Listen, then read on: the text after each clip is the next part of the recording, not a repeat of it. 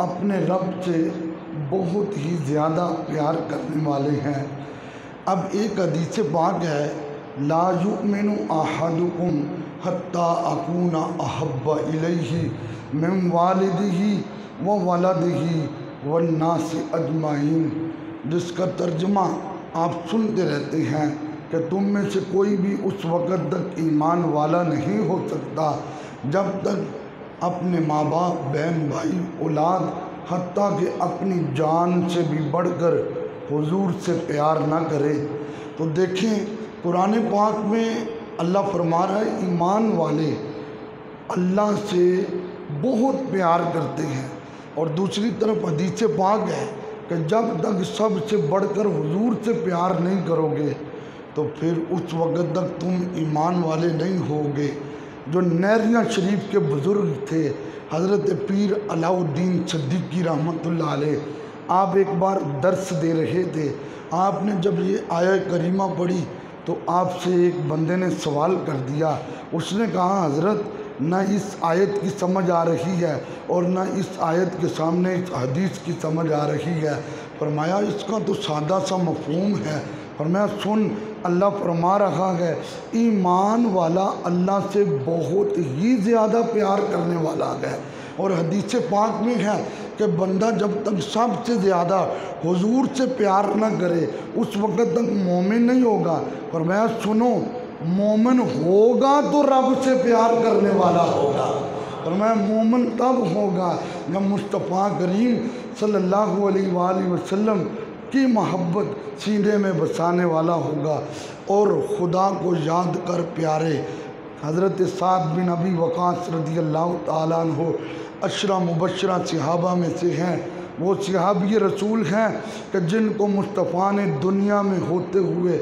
جنتی ہونے کی خوشخبری عطا فرمائی تھی۔ آپ فرماتے ہیں ہم ایک کشتی میں سوار ہوئے، فرماتے ہیں کشتی جب سمندر کے اندر داخل ہوئی تو آپ فرماتے ہیں اس کشتی میں جو ہیں مشرکین بھی بیٹھے ہوئے تھے اور مسلمان بھی بیٹھے ہوئے تھے۔ حضرت سعد بن ابی وقاص رضی اللہ تعالیٰ عنہ فرماتے ہیں اچانک کیا ہوا، طوفان آیا، فَأَصَابَتْهُمْ عَاصِفٌ، ایک بحری طوفان اٹھا، کشتی جو ہے ڈگمگانے لگی، ہچکولے لینے لگی۔ وَقَالَ أَصْحَابُ السَّفِينَةِ أَخْلِصُوا، اس کشتی میں جہاں مشرک بیٹھے ہوئے تھے ان مشرکین میں ابو جہل کا بیٹا اکرمہ بھی بیٹھا ہوا تھا، اور دیکھ رب کو یاد کرنے والے پہ کس قدر رب مہربان ہوتا ہے۔ کہتے ہیں وہ اکرمہ بھی بیٹھا ہوا تھا۔ کشتی والوں نے کہا اخلصو، اکرمہ آج مخلص ہو جا تو تو کشتی سے بچ جائے گا، تو اس طوفان کی موجوں سے بچ جائے گا۔ تو اکرمہ جو ہے اس نے ان کی طرف دیکھا۔ کون تھا اکرمہ؟ جس کے باپ ابو جہل نے ہر حربہ اسلام کا پرچم دبانے کے لیے استعمال کیا تھا، میرے اور آپ کے نبی کو بڑی بڑی تکلیفیں دی تھیں، مصطفیٰ کریم کے کئی معجزات دیکھے، لیکن برملا میرے کریم آقا صلی اللہ علیہ وآلہ وسلم کو معاذ اللہ جادوگر کہہ کے چلا جاتا۔ جب فرشتے آتے اور کہتے اللہ کے نبی حکم دیں تو ہم پہاڑ کو ملا کے اس کو تباہ کر دیں، ہم زمین کو کھول کے اس کو اندر دھنسا دیں، تو میرے آقا نے فرمایا میں ان کے لیے زحمت نہیں رحمت بن کے آیا ہوں۔ ایک وقت آئے گا اسی کے گھر میں میرے نام کا پرچم اٹھانے والا آئے گا، اور وہ اکرمہ وہ اس کشتی میں بیٹھا ہوا۔ جب کشتی والوں نے کہا تو مخلص ہو جا اور مخلص ہو کر اللہ کو پکار، تو پھر کیا ہوا؟ اس اکرمہ نے کہا فَإِنَّ آلِهَتَكُمْ لَا تُغْنِي عَنْكُمْ شَيْئًا، جب سعد بن ابی وقاص کہتے ہیں اس کو یہ بات کہی گئی تو اس نے سر جھکایا۔ جب اس نے سر جھکایا تو باقی مشرک کہنے لگے آج تمہارے خدا جو ہیں یہ تمہیں کوئی فائدہ نہیں دیں گے، اور یہ تو اللہ کا قرآن بھی کہہ رہا ہے سورہ عنکبوت میں فَإِذَا رَكِبُوا فِي السَّفِينَةِ فَإِذَا رَكِبُوا فِي السَّفِينَةِ دَعَوُا اللَّهَ مُخْلِصِينَ لَهُ الدِّينَ۔ یہ کافر لوگ جب کشتی میں سوار ہوتے اور جب کشتی ڈگمگانے لگتی اور طوفان کی لہریں ان کو گھیر لیتی تھی تو کافر لوگ اس وقت اپنے بتوں کو چھوڑ کے اس کریم مالک کو یاد کیا کرتے تھے۔ تو یہ تو قرآن بھی کہتا ہے،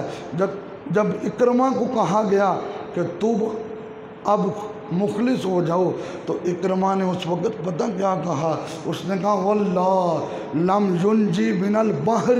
الا الاخلاص لا ینجی فی البر غیرہ۔ بڑے قابل توجہ جملے ہیں۔ اس نے کہا کمال ہو گئی ہے تمہاری، سمندر میں تمہارا خدا اور ہوتا ہے اور خشکی میں تمہارا خدا اور ہوتا ہے، پانی کی لہریں آ جائیں تو تمہارا خدا اور ہوتا ہے، اور باہر میدان آ جائے تو تمہارا خدا اور ہوتا ہے۔ اس نے طوفان کی موجوں کا مقابلہ کرتے ہوئے جب کشتی ڈگمگانے لگی تو ابو جہل کا بیٹا جو ابھی مسلمان نہیں ہوا وہ بول کے کہنے لگا اللہم ان لک علی عہدا،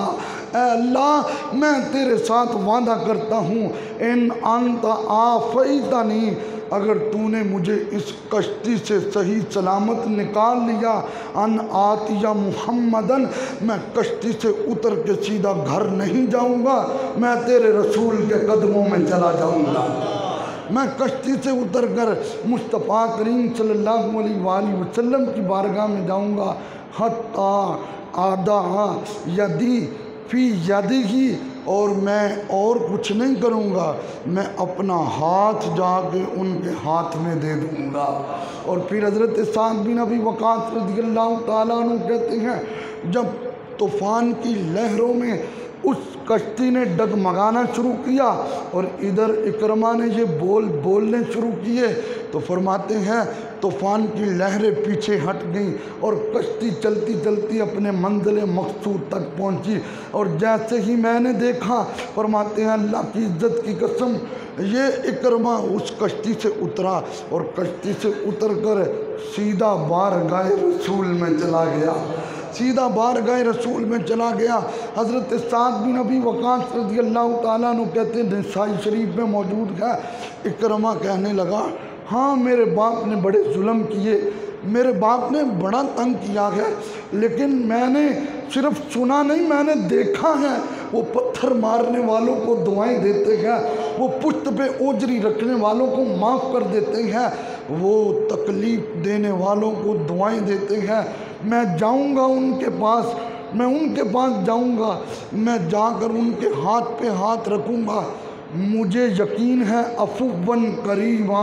وہ بڑے کریم ہیں، وہ بڑے معاف کرنے والے ہیں۔ حضرت سعد بن ابی وقاص کہتے ہیں میں یہ جملے اپنے کانوں سے سن رہا تھا، فرماتے ہیں وہ کشتی سے نیچے اترے اور گئے بارگاہ رسول میں، پہلے اکرمہ تھے، مصطفیٰ کے ہاتھ پہ ہاتھ رکھا تو حضرت اکرمہ بن گئے،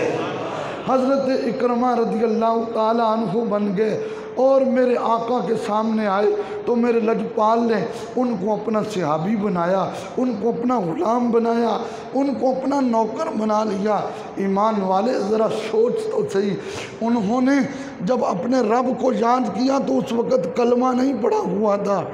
اس وقت کلمہ نہیں پڑھا ہوا تھا، بس یاد کیا ہے تو دل سے یاد کیا ہے۔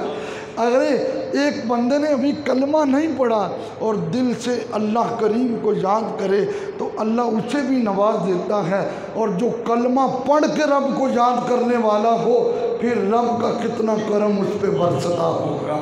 پھر کتنی رحمتیں برستی ہوں گی۔ ایک تو حدیث پاک کا مفہوم کچھ یوں بھی ہے، میرے اور آپ کے کریم آقا صلی اللہ علیہ وآلہ وسلم کی حدیث کا مفہوم ہے، ایک بندہ جب اللہ کی بارگاہ میں دعا کرتا ہے یا ربی اے میرے رب، یا ربی اے میرے رب، جب وہ یہ بولتا ہے اللہ فرماتا ہے فرشتوں اس کی جھولی جلدی جلدی بھر دو، اس کی جھولی جلدی جلدی بھر دو۔ اور حضور فرماتے ہیں ایک بندہ جب کہتا ہے یا ربی اے میرے رب، یا ربی اے میرے رب، تو اللہ فرماتا ہے فرشتوں ٹھہر جاؤ، یہ جس پیار سے مجھے پکار رہا ہے مجھے اس کا پکارنا ہی بڑا پیارا لگ رہا ہے، یہ انداز ہے ایمان والے اپنے رب سے پیار کر، ہاں یا ایھا الذین آمنوا اتقوا اللہ حق تقاتہ ولا تموتن الا وانتم مسلمون۔ ایمان والے رب سے ایسے ڈرنا جیسے ڈرنے کا حق ہے، مرنا ہے تو مسلمان بننا ہے۔ توبوا الی اللہ، ایمان والے اللہ کی طرف رجوع کر، رب کو یاد کر، وہ اتنا کریم ہے، وہ اتنا مہربان ہے۔ اللہ نے فرمایا ہے محبوب میرے بندے تجھ سے میرا پتہ پوچھیں تو ان کو کہہ دینا وَإِذَا سَأَلَكَ عِبَادِي أَنِّي فَإِنِّي قَرِيبٌ أُجِيبُ دَعْوَةَ الدَّاعِ إِذَا دَعَانِ فَلْيَسْتَجِيبُوا لِي وَلْيُؤْمِنُوا بِي لَعَلَّهُمْ يَرْشُدُونَ۔ میرے بندے جب میرا پتہ پوچھیں تو اے میرے محبوب تم فرما دینا تم جب بھی رب سے مانگو گے تمہارا رب تمہارے قریب ہے۔ اور ایک جگہ بھی فرمایا نحن اقرب الیہ من حبل الورید، فرمایا جو تمہارے جسم کے اندر شہ رگ ہے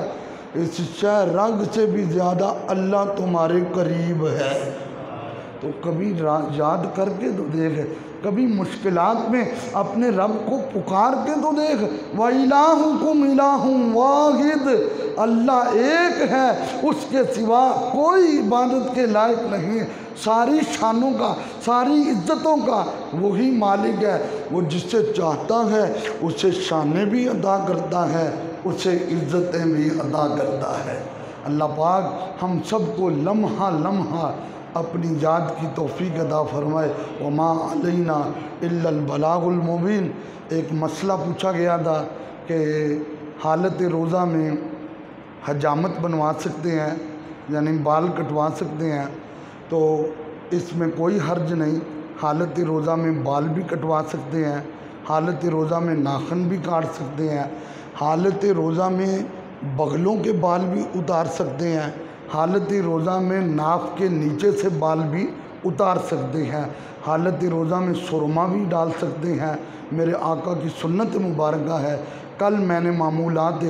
رمضان شریف میں حضور کی یہ حدیث پڑھی تھی، حضور روزے میں بھی اپنی آنکھوں میں سرما لگایا کرتے تھے، حالت روزہ میں تیل بھی لگا سکتے ہیں، اس میں کوئی حرج نہیں ہے۔ وہ دوست کہہ رہے تھے کہ اگر ہم حجامت بنوائیں تو آپ کہتے ہیں عزا کا روزہ ہے تو پھر مسئلہ نہیں بنے گا، تو وہ میرے بھائی کا یہ سوال ہے اپنی جگہ پہ، لیکن جواب اس کا یہ ہے کہ عزا کے روزے کا مطلب یہ ہے کہ وہ عزا اللہ تعالیٰ کی نافرمانی میں استعمال نہ ہوں بلکہ اللہ اور اس کے رسول کی فرما برداری میں استعمال ہوں۔ بغلوں کے بال کاٹنا میرے آقا کی سنت ہے، زیر ناک بال اتارنا حضور کی سنت ہے، ناخن کاٹنا میرے لجپال کی سنت ہے، سرما لگانا مصطفیٰ کی سنت ہے، بالوں کو تیل لگانا، داڑھی شریف ہو تو تیل لگانا اور کنگھی لگانا میرے آقا کی سنت ہے۔ سنتیں پوری ہوتی جائیں گی،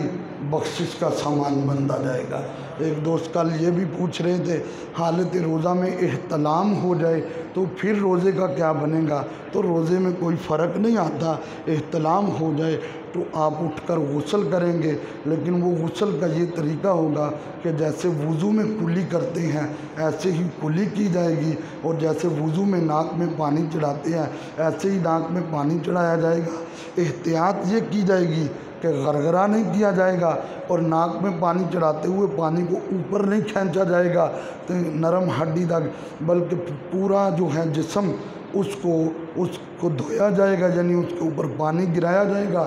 بال کے برابر بھی جگہ